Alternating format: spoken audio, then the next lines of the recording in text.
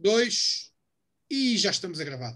Bem, pessoal, bom dia, boa tarde, boa noite, depende da hora, como eu costumo dizer, às horas que nos vão ver e ouvir. Estamos no Faca Afiada 50, um número redondo, 50, seja o nosso meio centenário. Isto é continuar com este ritmo todo, a gente aqui lá para... Chegamos ao 100 antes de acabar o confinamento, portanto, é esse o objetivo. Hoje vamos estrear aqui um paineleiro novo, o Rui Santos, pá, que é um bacana, é um tipo que vocês vão curtir, de nova geração. Eu até ia dizer que era um tipo às direitas, mas não, ele é um tipo às esquerdas. E já vão perceber porquê. Temos aqui também o nosso João Carvalho, o nosso supremo líder, como nós... isto é um hobby. Já vamos falar nisso. Olha, acontece, é contigo, é com o Pedro. É o direto. Espetacular, essas coisas são espetaculares. Bom, mas temos também o João Carvalho. Ia começar pelo João. João, tenho aqui uma mensagem da nossa ouvinte Sónia Costa, assim é que é. Foi uma das que já era do tempo da Rádio Cruzeiro, não sei se lembra, da Sónia Costa, que lhe manda um beijinho e que diz que ficou extraordinariamente sensibilizada e emocionada com a entrevista que deu. Pronto, fica aqui o recado. Muito obrigado, um beijinho também, pá, e espero que passe agora um bom programa connosco. Bem-vindo também ao Rui, que é uma pessoa que já conheço de algum tempo, é uma pessoa muito, muito forte em termos pessoais, intelectualmente extraordinariamente bem formado, e depois temos que respeitar, porque ele tem lá 2 cães e eu neste momento não tenho nenhum. Ficam com intimidade, não é? Pronto, esta do intelectualmente evoluído é chato, porque a gente normalmente gostamos de baixar o nível e o Rui veio subir o nível. Pronto. Mas pronto, a gente depois trata de baixar a coisa. Muito bem, então hoje temos 3 temas escolhidos exatamente pelo nosso estreante, o Rui, que tem a ver com as aulas online. Vamos começar por aí, com esta questão das aulas online. Desde segunda-feira que a esmagadora maioria dos alunos estão a ter aulas virtuais. Eu digo esmagadora maioria e não digo todos, porque infelizmente há uns que ainda não têm condições para terem estas aulas. Rui, na tua opinião, isto está a resultar, não está a resultar? Que balanço é que fazes destes primeiros dias em que as aulas estão a ser dadas online? Olha, antes de mais, quero agradecer pelo convite, por teres, já andavas-me a chatear assim há uns tempos para vir, mas isto também é como eu estou próprio a ter aulas, eu próprio estou a ter aulas online, às vezes é complicado conciliar isto tudo. E antes de começar, estive a ter uma pequena reunião e é difícil conciliar tudo. Pronto, queria agradecer, estou aqui um bocado renitente aqui com medo aí do seu primo, ver se ele não me trata mal, mas pronto, agradeço as palavras amáveis que vocês disseram, mas acho que isso é tudo muito exagerado. Voltando então, vamos começar aqui com as aulas online. A ideia e sensação com que eu fico é que realmente não aprenderam muito com o primeiro confinamento. Continuamos a ter, e como tu disseste bem, alunos que não têm acesso aos computadores, não têm acesso à internet, ou seja, não conseguem e não há soluções para que esses alunos também não fiquem prejudicados no acesso às aulas. Ou seja, tu vai ver, eu vou falar num caso que eu conheço, particular, aqui num agrupamento de escolas, em que diz que os alunos são obrigados a assistir às aulas. Mas como? Se não têm um computador? Como? Se não abrem uma sala para que esse aluno tenha acesso a um computador ou à internet para poder ter aulas? E torna-se complicado assim. E todos nós basta ver notícias, todos os dias há notícias de alunos que não conseguem aceder às aulas. Também e agora entrando aqui, não queria muito politizar a coisa, não é essa a minha ideia, e também a forma como as escolas privadas começaram eles já a terem aulas mais cedo, também possivelmente estão muito melhor preparados e não é, que se vai criar também aquele desajuste, aquela desigualdade que se depois vê nas notas finais quando terminam os anos e na forma mais fácil que se consegue num acesso ao ensino superior. E como vou voltar ao como estava a dizer inicialmente, não é? Porque parece que não se aprendeu com o primeiro confinamento, em que foi tudo em cima do joelho, tudo à pressa, e não se deu tempo, ou a ideia que que me dá a mim, a minha sensação, é que não se esperava que chegássemos a estes números, como se chegou desde o início de janeiro. Não pensaram nunca, talvez, da melhor forma, ou nas soluções para que se isto acontecesse, este regresso às aulas online, se isto viesse a suceder, quais seriam as alternativas. E agora, um bocadinho à pressa, tivemos as compras de computadores. Normalmente, logicamente, os fornecedores não conseguem dar vazão às encomendas.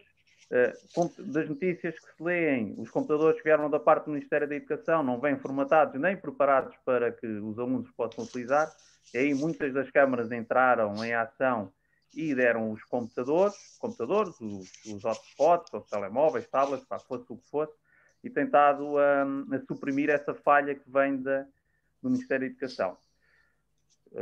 Rui, mas também não te preocupa o facto, como já há um caso que foi, eu ouvi isso na rádio, penso que, não sei se foi na TSS, foi na Antena 1, mas um caso de um agrupamento de escolas em que os miúdos tinham todos os computadores, portanto foi entregue os computadores, mas de 50% desses alunos não sabiam o que é que haviam de fazer aos computadores, portanto ligavam o computador e pouco mais, portanto, ou seja, também não houve essa preocupação de explicar aos miúdos pelo menos como é que se usa um computador, porque quem nunca usou um computador é que as coisas são muito intuitivas, mas há sempre uma fase inicial.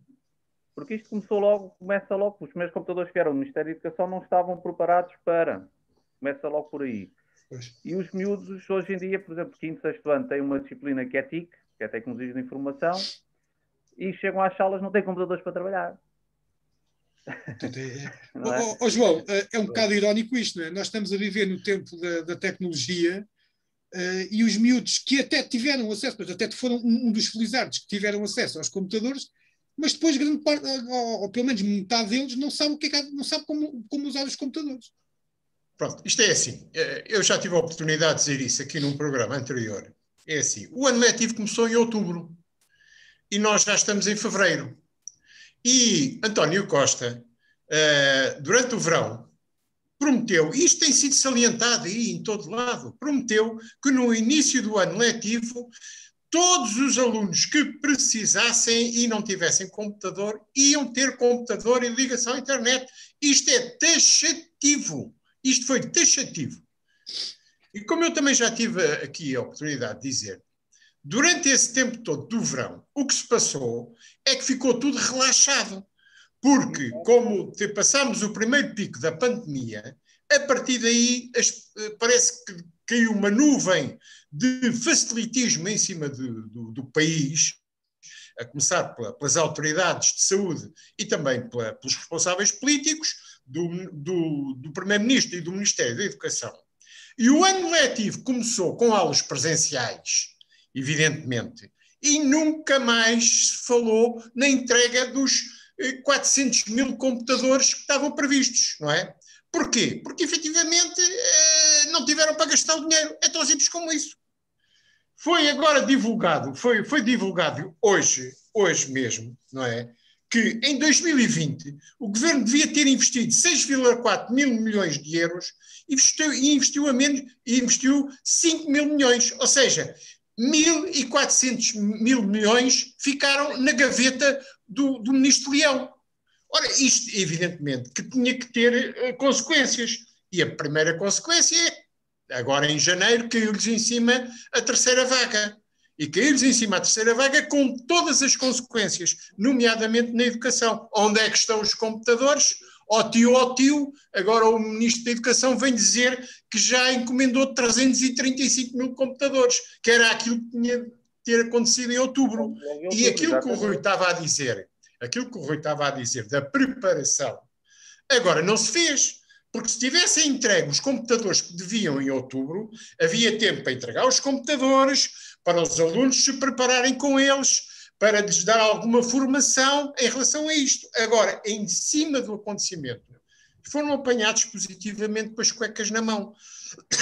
Porque não só não têm computadores para entregar a todos, e o ministro disse que entregava 335 mil computadores até ao fim do segundo período. Ora, ao fim do segundo período é março, não é? Portanto, ainda falta mês e meio para isso acontecer. O que é que vai acontecer? Vai acontecer que, se calhar, a maioria dos miúdos vai ter o computador quando regressar às aulas presenciais, isto é, quando já não precisar.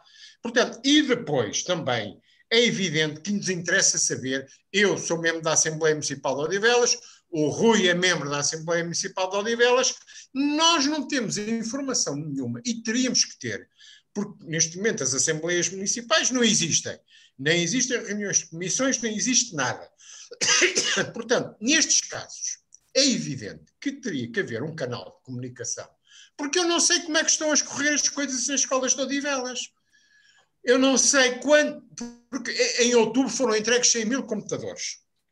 Eu não sei o que é que as escolas fizeram aos computadores, se entregaram a alguns alunos, se não entregaram, quantos desses 100 mil computadores vieram para Odivelas, nós não sabemos nada disso, quantos é que foram entregues nas escolas de Odivelas e foram entregues aos alunos, e quantos é que estão em falta em Odivelas. E, portanto, isto também e além disso, é evidente que há alunos que vão ter que estar em aulas presenciais, que são os alunos filhos dos trabalhadores de atividades consideradas essenciais e também os alunos da ação social escolar. E isto é outra questão muito importante, porque evidentemente que os alunos da ação social escolar não têm condições, e essa é outra questão, eu já dei umas estatísticas aqui em relação à situação do país, não sabemos como é em Odivelas, nomeadamente os alunos que não têm condições em casa para estar com um computador, não só porque não têm computador, mas também porque não têm condições, não têm luz, não têm aquecimento, não têm comida, não é? Porque mesmo esses têm que ir buscar as refeições às escolas na mesma, e portanto há um conjunto de alunos que vão ter que ter aulas presenciais. Nós também não sabemos qual o número das escolas de Odivelas dos alunos que têm que assistir às aulas presenciais. Aliás, eu ia-vos perguntar exatamente se vocês tinham acesso a esses não, eu já agora gostava de lançar aqui uma questão que ninguém fala nisto, que é o estigma que cai sobre estas crianças que se vêem reunidos numa sala de aula com os outros pobres e excluídos, não é? Eu acho que ninguém pensou nisso. Agora vão estar 2 meses estas crianças a sentir em cima deles o estigma da pobreza e da exclusão. Para já fico-me por aqui. São os chamados guetos, não é? Estão a fazer não, é um gueto nas escolas. Os guetos agora passaram para as escolas. Pronto, eu já percebi pelo acenar do Rui, que também não tem acesso aos dados do que se passa aqui em Odivelas, portanto não vale a pena... Por enquanto ainda não, porque em princípio vamos começar a ter reunião de comissões, agora a meio de fevereiro, vamos retomar mais ou menos uma reunião mensal, assim uma coisa muito... Mas também, isso independentemente de termos reuniões ou não, os dados que nos são facultados, valem o que valem. Valem o que valem. Só ali uma correção ao seu João, porque os alunos de necessidades especiais também estão a ter aulas, também necessitam... Sim, faltam meses, sim. São vários grupos. Sim. São vários, só há ali uns. Mas agora, filosofando aqui um bocadinho, mas eu acho que todos os dias, aquele aluno que não tem condições, não tem um telemóvel, que é do escalão A, porque tem que ir todos os dias à escola comprar comida, todos os dias esse aluno sofre um estigma. Não é só de agora. Não é só de agora, João. Porque eu já tive a possibilidade de ir muitas vezes buscar o meu filho à escola e observa-se alguns comportamentos, não só da parte das crianças, porque elas também conseguem ser cruéis, mas também de muitos pais. Mas isso, pronto, já estamos a entrar no campo da educação em casa e não interessa. Mas o estigma está lá sempre presente, tal e qual, e referiste-se muito bem. Começa logo de um ponto de partida que é no acesso às mesmas condições e à equidade que devia de haver na distribuição dos equipamentos. Os apoios sociais também não chegam a todos. Mas a nível das refeições, só fazendo já aqui um disparo muito ao lado, nesse campo, a Câmara Municipal de Odivelas, nesse campo, atenção, também tendo eles a tutela da educação, né, das escolas, tem aquelas transferências de competências, ou delegação de competências, aliás. A nível das refeições, todos os escalões têm acesso às refeições, nesta altura. Há câmaras e, por exemplo, a do Seixal, e presumo eu também que a do Louros, apenas dá refeições ao escalão A e B. Aqui em Odivelas, todos têm acesso, basta apenas contactar os serviços da Câmara e têm acesso às refeições nos mesmos moldes que os outros todos têm. Passando, olha, mesmo em detalhe de foice, até porque esta questão das aulas presenciais ou versus online, a gente ainda vai tocar neste assunto aqui no FAC Café da certeza absoluta, até porque temos uma professora, temos a vantagem de ter uma professora no nosso painel que dá aulas online e, portanto, também... Porque, olha, David, desculpa lá, porque nós só estamos a pensar no papel dos alunos. Não é? Porque nós metemos no papel dos professores, que também podem ser pais, não é? Que são pais. Como é que eles fazem? Vão ser bons pais? Vão ser bons professores? Não é? Têm também eles próprios condições. Todos aqueles professores que estão deslocados, que vêm, sabe-se lá de onde, também conseguem ter acesso a uma boa internet para podermos estar aqui como nós estamos. E há outro problema que até foi a nossa Marlena, a tal professora que faz parte do nosso painel, que me referiu isso, que tem a ver com o facto de há professores que têm alunos online e alunos presenciais. Portanto, e tem que dar a mesma aula. E isso é muito complicado. Do ponto de vista, o que ela diz, do ponto de vista de logístico, é muito complicado. Porque estar a escrever num quadro não pode escrever, porque como a câmara não apanha tudo o que está no quadro, os alunos que estão na sala não veem o que está a passar no monitor, portanto, não deve ser muito fácil. Mas isso depois a gente há de falar com ela e há de explorar um bocadinho mais este assunto. Está a ficar bem definido. Exatamente, mas tu tocaste aqui num assunto das refeições e passava já fazia já ponto para um dos outros temas que tu aqui sugeriste, que tem a ver com os apoios sociais, e os apoios sociais não têm só a ver com esta questão das refeições, estamos a falar dos apoios sociais, penso eu que era esse o teu objetivo, no cômputo geral, não é? Como é que achas que a Câmara Municipal de Odivelas está a portar, Rui?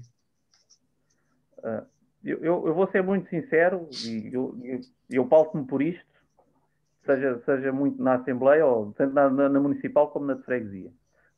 Eu acho que já estou a ver que o Sr. João não vai concordar comigo, mas é a opinião que eu tenho. Se há um gabinete que funciona bem nesta Câmara, é o da Educação e da Coesão Social. Funciona bem, são pessoas que vamos ter agora...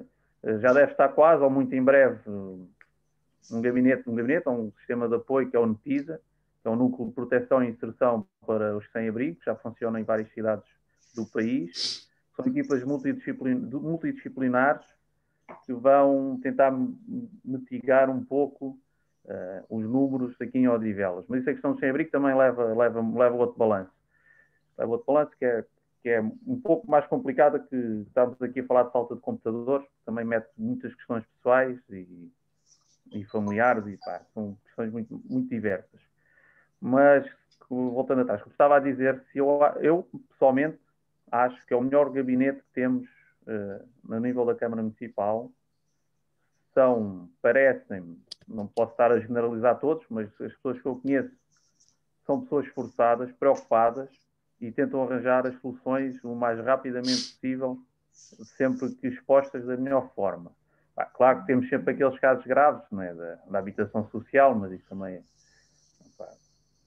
já são coisas que também mete o Governo Central, não é?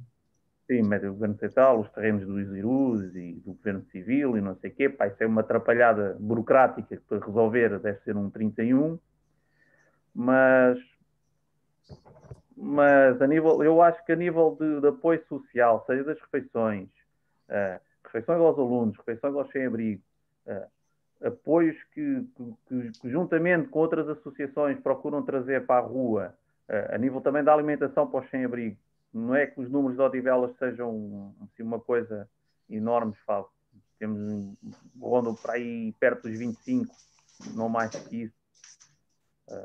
E estão todos muito bem, e estão todos sinalizados, são monitorizados diariamente, sabem onde estão, o que fazem, para onde vão e aquilo que é preciso. E acho que... Estás a falar do sem-abrigo, é isso, certo? Agora sim, vou passar para o sem-abrigo. E acho que a Câmara, através do Departamento da Coesão Social, acho que funciona muito bem. Muito bem. João, eu ainda vou... Rui, vou só agora passar ali ao João.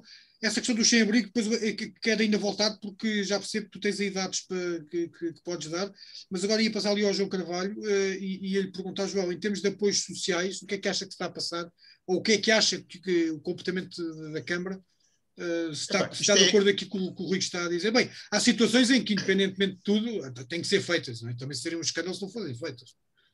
Vamos lá ver, isto tem a ver com são duas circunstâncias diferentes. Uma coisa é o trabalho que a Câmara faz e fazia antes.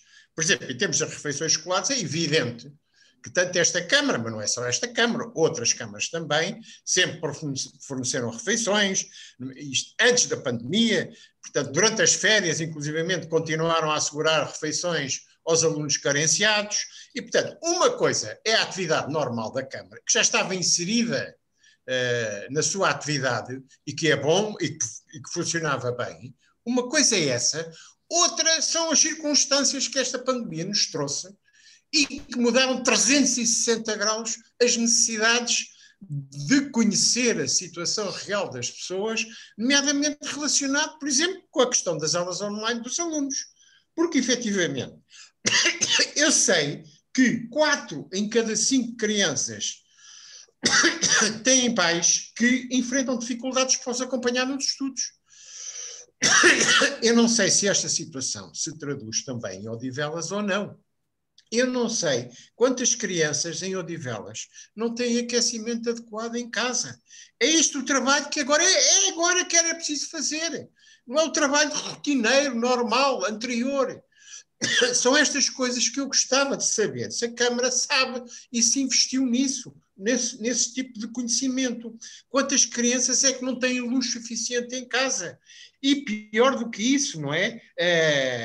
Tendo em vista a situação dos pais, porque há pais, efetivamente, e quando falamos em apoios sociais, é evidente que a Câmara aqui tem um campo. Mas o maior campo disso não é de Câmara, se querem. Há a questão do pagamento dos salários aos trabalhadores que têm que ficar em casa por causa dos filhos e que neste momento não é a 100%. E, portanto, esse apoio social, não é? Esse apoio social também devia ser alterado, porque eu não percebo, nem compreendo como é que esse pagamento não é de 100% do salário, porque depois isso é uma bola de neve. Se os pais não recebem, têm dificuldades para alimentar os filhos, para pagar as contas da eletricidade e do gás e também as contas das compras, da ida ao supermercado, e eu nem percebo como é que essa diminuição da atividade económica provocada pela quebra do rendimento das pessoas não provoca, digamos, um complexo. Hoje foi divulgado, por exemplo, que em relação aos trabalhadores independentes, e muitos pais são trabalhadores independentes, e que estão dependentes de uma coisa que se chama apoio extraordinário ao rendimento dos trabalhadores, neste momento já há 23 mil requerimentos para esse apoio extraordinário. Portanto, eu gostava de saber isto tudo em Odivelas. Quem é que tem obrigação de fazer este levantamento? Quem é que tem a noção, digamos, da quantidade de crianças que têm uma habitação condigna em Odivelas para poderem estar em casa? Não é? Não é só terem computadores e ligação à internet. É preciso também ter condições. De repente ter um equilíbrio. E aqui entram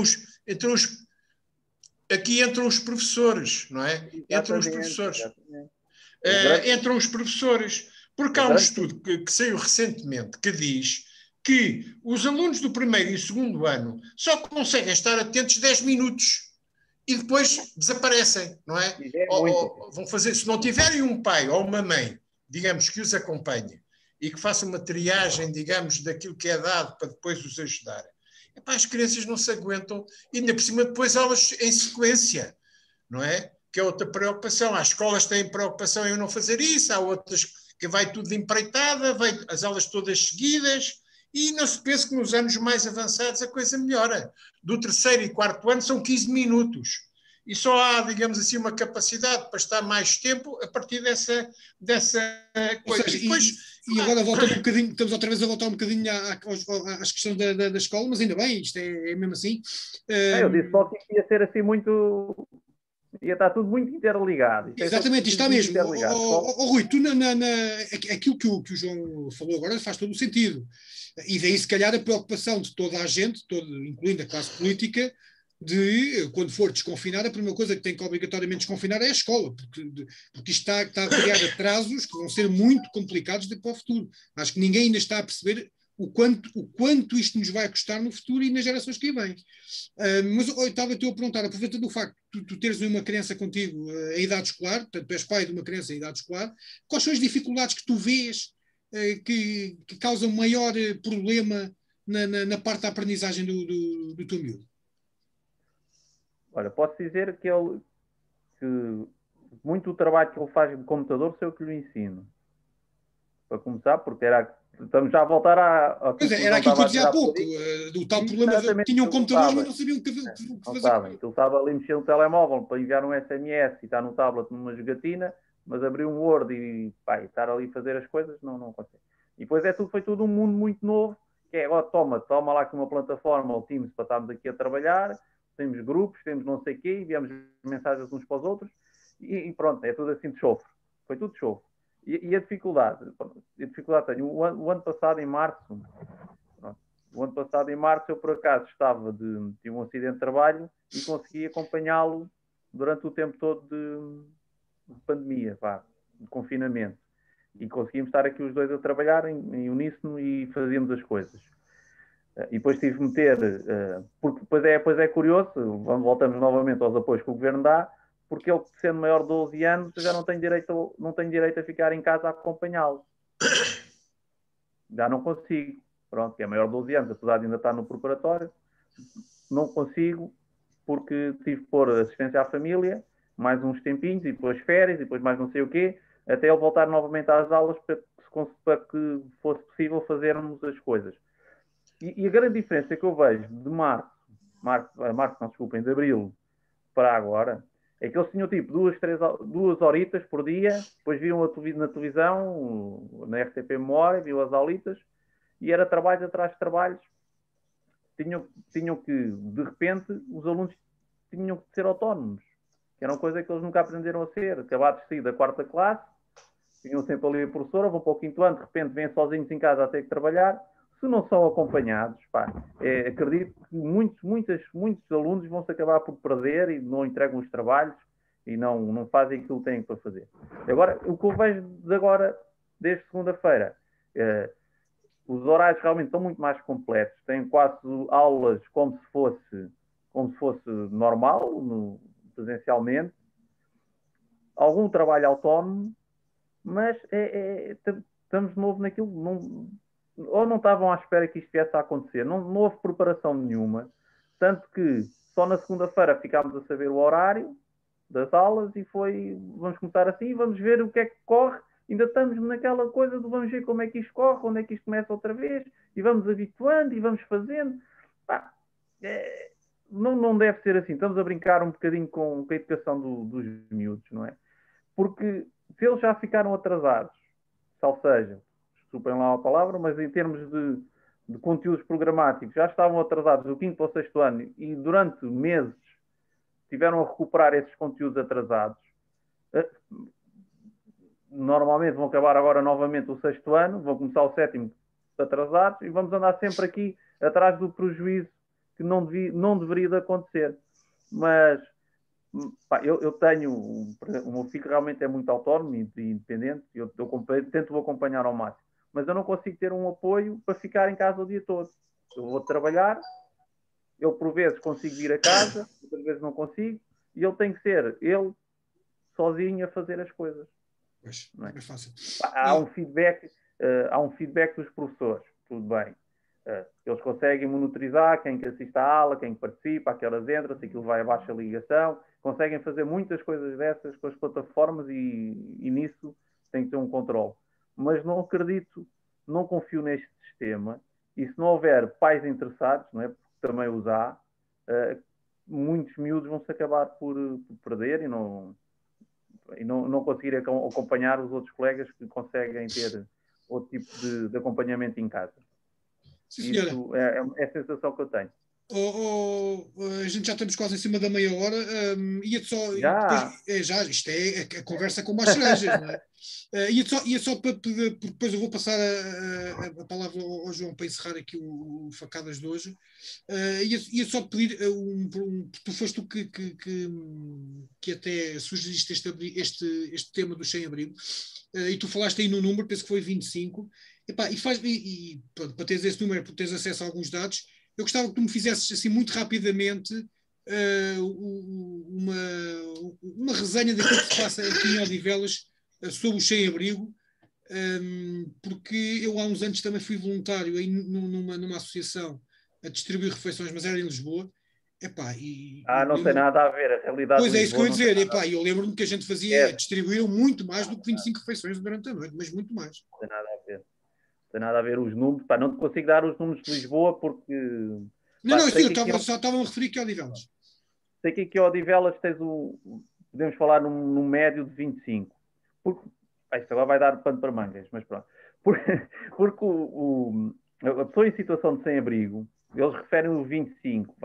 Servem 25 refeições que são dadas através de uma associação que trabalha com a Câmara Municipal, vai ao sítio onde estão os sem-abrigo, eles são sinalizados.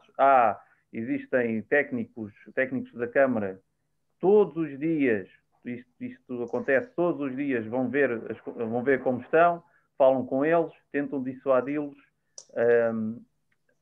a que saiam da rua e arranjar um projeto de vida. Isso acontece, que eu te informei-me, fizemos numa das minhas disciplinas do curso, fizemos um trabalho sobre isso e tivemos acesso a números muito, muito complexos.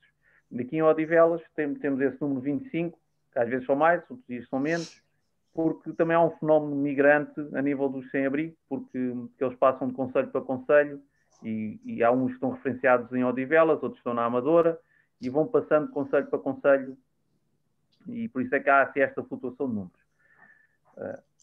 Este núcleo do NEPISA vai funcionar com equipas multidisciplinares, como eu disse há pouco, educadores sociais, técnicos de formação de emprego, técnicos de inserção social, técnicos de segurança social, psicólogos, associações que possam promover eles saírem da rua e irem para um quarto. É um núcleo... Sabes, por exemplo, já houve a preocupação dos testarem relativamente ao Covid? Sabendo se eles estão positivos? Eu sei, das vacinas da gripe, sei que muitos levaram. Porque na altura soube disso. Agora, acerca de testes do Covid, não, sou sincero, não sei. Posso saber do futuro e depois dar essa informação, mas não sei mesmo se fizeram essa testagem, se não, não te consigo dizer. Bem, João, não sendo um universo por aí além, mas uma vida é uma vida, 25 vidas são 25 vidas.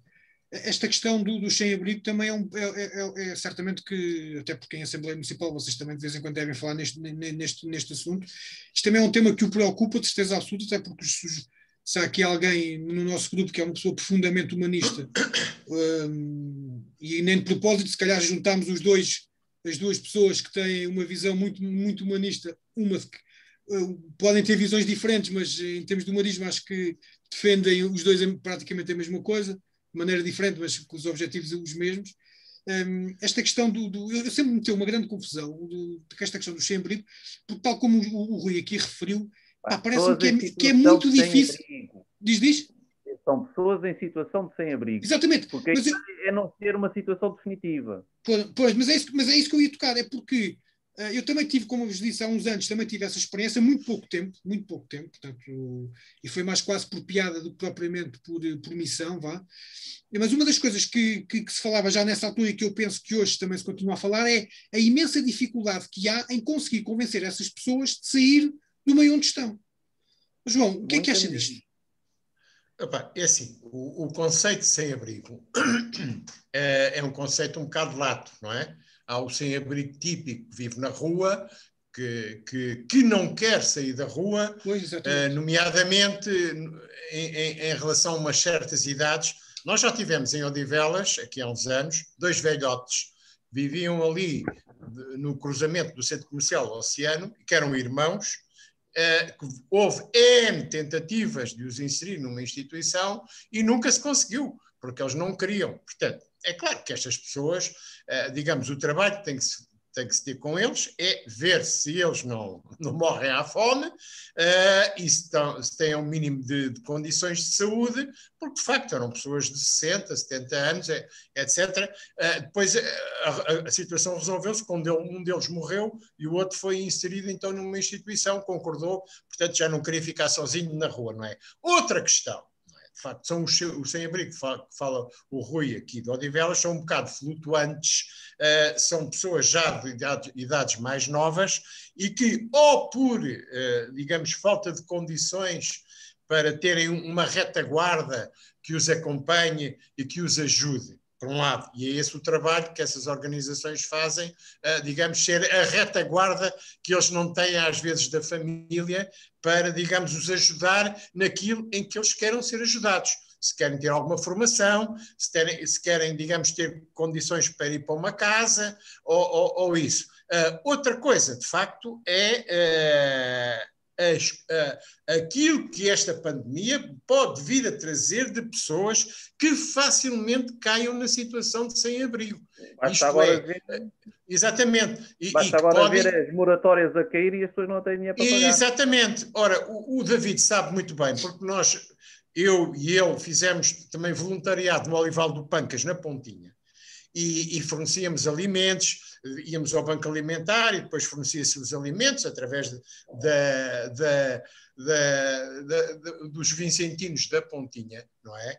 E víamos, de facto, em relação àquelas pessoas, o equilíbrio instável em que a vida daquelas pessoas estava, porque há mais pequena falha, quer das suas condições de retaguarda, quer